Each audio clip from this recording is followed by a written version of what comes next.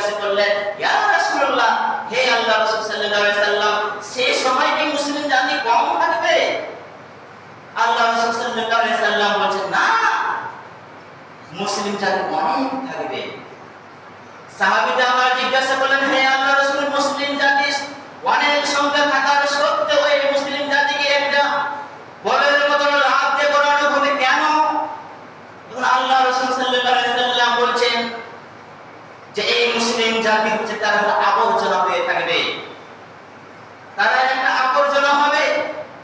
তারা নিজে যে একটা মুসলিম শুধু মুখে দাবি করবে, কাজে মুসলিম দাবি করতে পারবে না।